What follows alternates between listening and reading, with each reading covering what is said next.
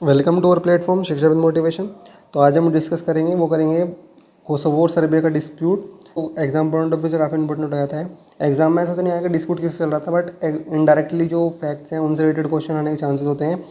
जैसे last year जो Ukraine Russia का वार अभी भी चल रहा है, तो उससे यूपीएससी सिविल सर्विस का एग्जाम था, उसके प्रीमियम क्वेश्चन है। क्या प्रीमियम क्वेश्चन क्या आया था? कंट्रीज़ पूछी थी कि यूक्रेन की कंट्री बाउंड्री कंट्रीज़ कौन है, यूपीसीएस में पूछी थी। तो ऐसे जो हॉट टॉपिक होते हैं, न्यूज़ में रहते हैं, उनसे रिलेटेड जो फैक्ट होते हैं एग्जाम पॉइंट ऑफ व्यू के लिए बहुत ज़्यादा इंपॉर्टेंट होते हैं। तो चलिए डिस्कस करते हैं, बट उससे पहले जो इंपॉर्टेंट न्यूज़ है वो डिस्कस कर लेते हैं। तो जो करंटली प्रेसिडेंट ऑफ इंडिया हैं वो भी सूरीनेम कंट्री की विजिट पे गई हैं, 3 डेज़ विजिट, जो कि फर्स्ट टाइम है जब से इन्होंने चार्ज को एक्वायर किया है।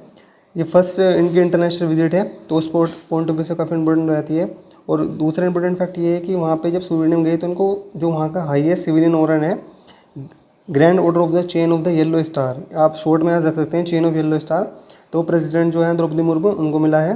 अगर सूरीनेम की बात करूँ तो सूरीनेम साउथ अफ्रीका कॉन्टिनेंट की कंट्री है, जो कि काफ़ी इंपॉर्टेंट है इंडियन पर्सपेक्टिव से। और जो यहाँ पर करंटली प्रेसिडेंट हैं वो भी इंडियन ओरिजिन के हैं, चंद्रिका प्रसाद सोलंकी, जिन्होंने हाईएस्ट सिविलियन ऑनर से जो इंडियन प्रेसिडेंट है उनको नवाजा है। तो दो फैक्ट हैं एग्जाम पॉइंट ऑफ व्यू से देखें तो कि सूरीनेम कौन से कॉन्टिनेंट में है, तो ये साउथ अफ्रीका कॉन्टिनेंट में है। अगर से कैपिटल की बात करूँ तो पैरामारो यहाँ पे कैपिटल है। ठीक है, तो दो फैक्ट हैं जो एग्जाम पॉइंट ऑफ व्यू से हो सकते हैं, आप याद रखें।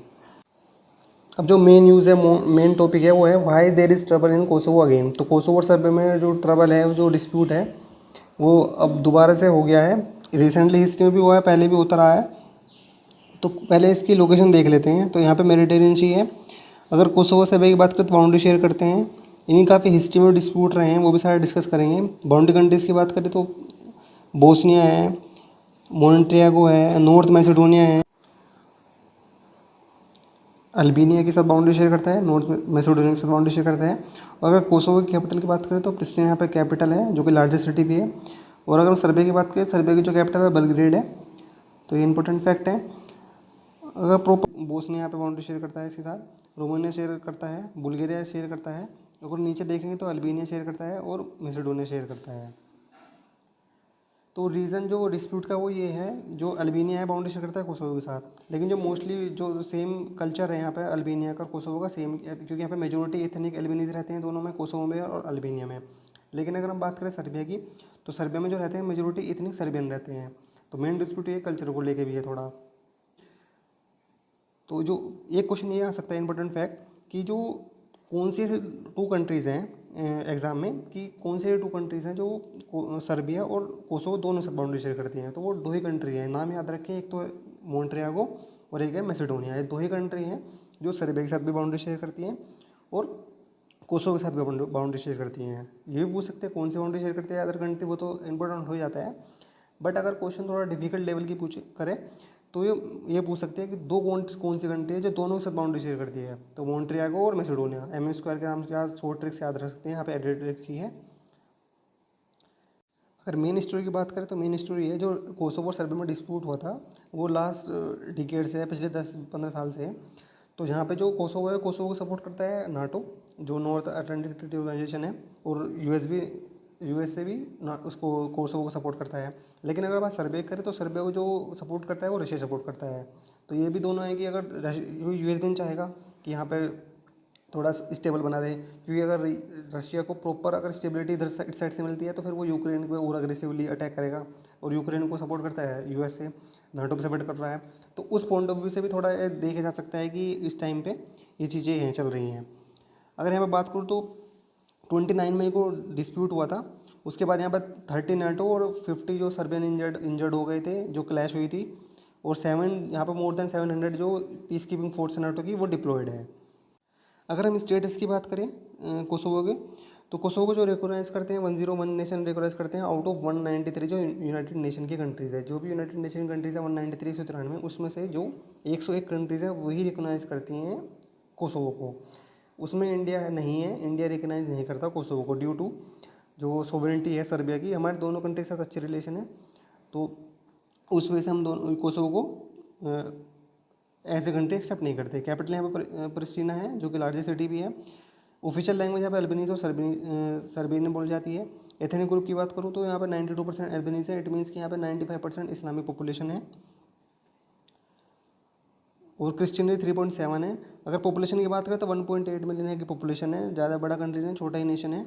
रिसेंटली कंट्रोवर्सी भी सामने आई थी कि इंडिया कोसोवो, कंट्रोवर्सी है कि इंडिया जो है कोसोवो को एक्सेप्ट क्यों नहीं करता एज ए नेशन।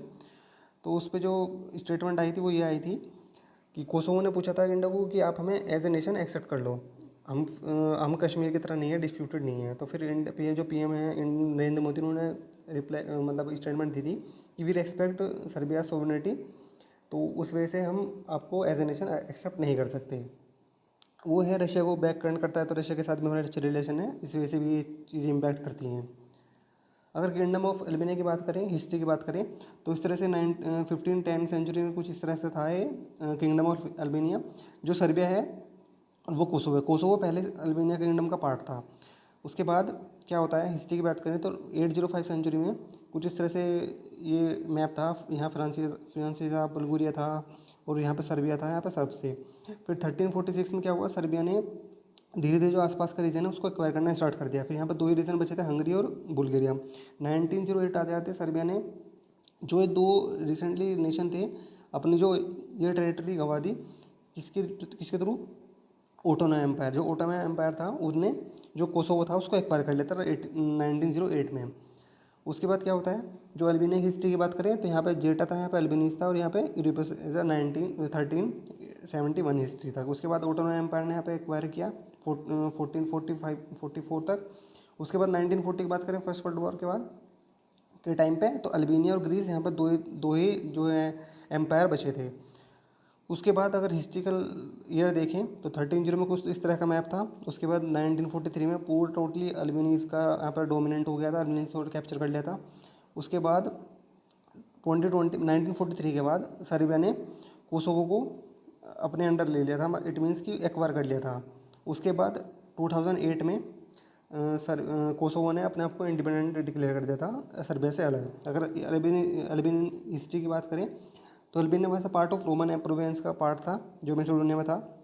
जब ओटोमन एम्पायर कोलैप्स हुआ यूरोप में, तो अल्बानिया ने अपने आप को डिक्लेयर कर दिया इंडिपेंडेंट 1912 में। उसके बाद 1930 में वो as a own country recognise करने लगे अपने आप को।